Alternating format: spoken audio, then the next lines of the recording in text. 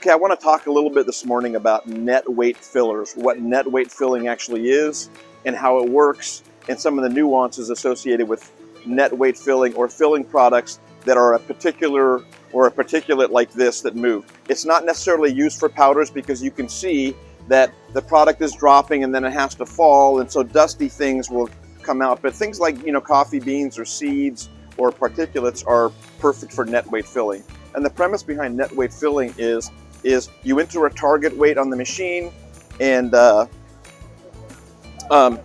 you load your hopper full of product, and you adjust your gate so you get a good bed depth, and then you fill.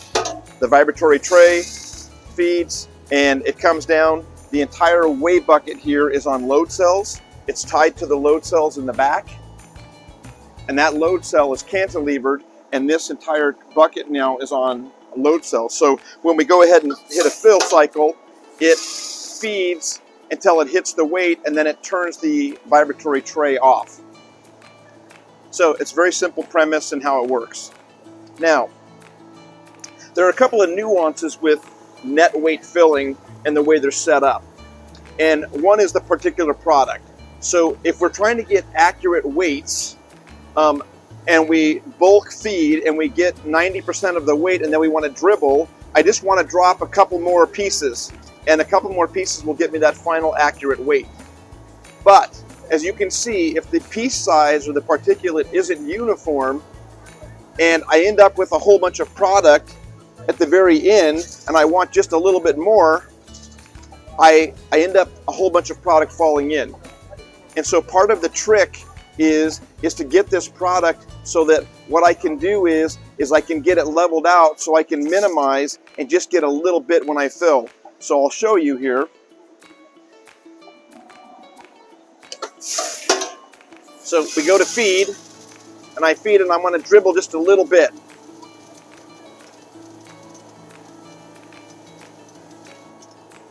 And now I've hit my target weight, but watch what happens now if and you can see it's still dribbling. Now, if I adjust my gate and I bring it way up, because my product will get stuck in the hopper and it won't feed, what ends up happening is I end up with a bed depth of product that's way up here. And now when I need this to dribble just a little bit, I can't get just a little bit because my bed depth is this deep, and it causes a problem with my accuracy. So it's really critical that the product is such that you can lower the gate to get a low bed depth and then get a final adjustment, a final speed that is quick but still accurate without dumping a whole bunch at once. And that's the trick with net weight filling. And there are other things that you can do now if you have a product that's larger particulate, where you actually have to raise the gate up so that the product doesn't bridge in the hopper. It'll still flow, but yet you can be accurate. Now we're going to look at a little bit of a different setup. It's the same premise. Net weight filling, weigh bucket here, and instead of just one single tray, now we have two trays. And you can see here what we're doing.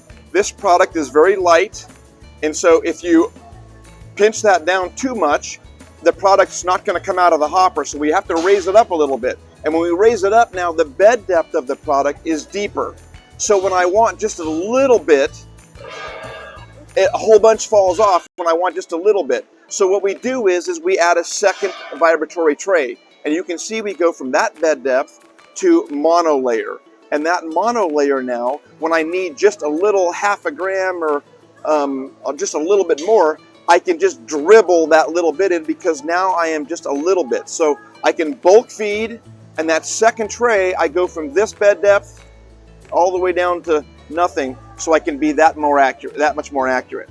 It doesn't change the footprint of the machine much, but what it does do is it does give you that option on products that are a little lighter or larger, so that I don't bridge in the hopper, but I can get accurate at the very end. So now we're going to watch a cycle.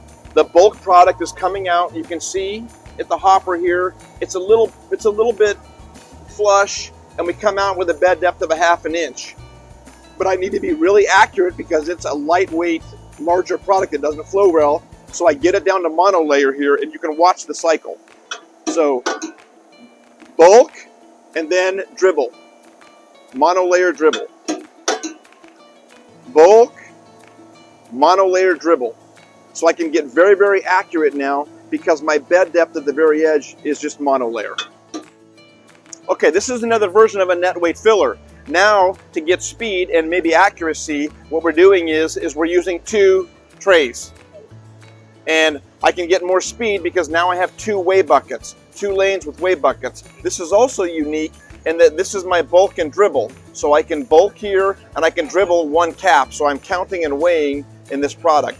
But I'm filling into a larger container. So to get speed, instead of just a single lane and 1 bucket, I put 2 of them together. We refill the hopper with the same product, and we then just go ahead and feed. And we have a collector hopper here that brings all of the product, whether from scale 1 or scale 2, into the same container. So,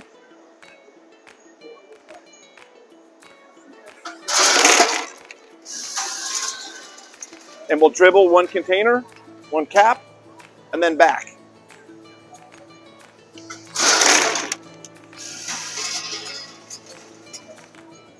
And we use the V tray because the V tray can singulate a single cap. Versus here, I don't know how many are on the edge, so I want 1 more left or to count. I can use this V tray, which will get me into a single cap to hit my final either weight or count.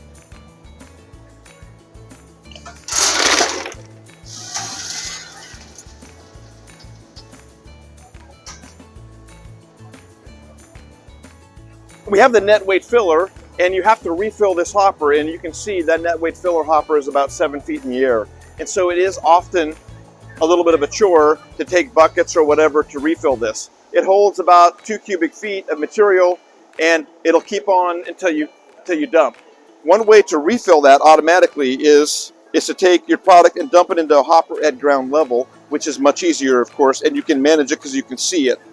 And then what will happen is the level in the hopper here gets lower. This automatically turns on, and by vacuum, it will suck that up into the system. And it'll keep that full from your hopper here down at ground level. And you can see it's very compact. It doesn't add much space, but it prevents you from having to come up and dump all the time and try to keep that full. And the more consistent we can keep the hopper full, the better and more accurate the weights are going to be through the scale.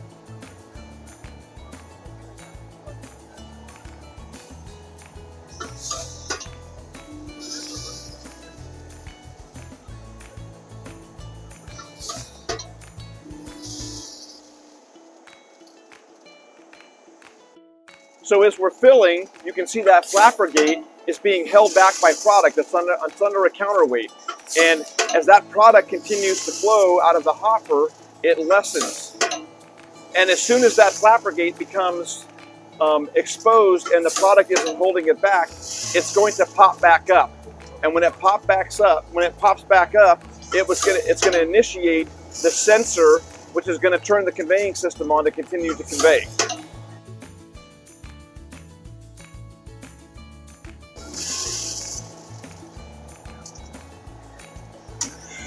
There it closes.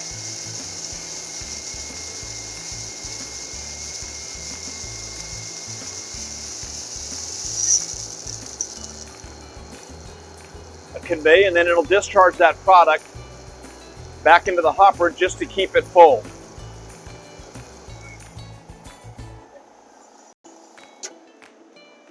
And now that product will prevent that cap from flying back up and then creating a cycle until the product level drops again.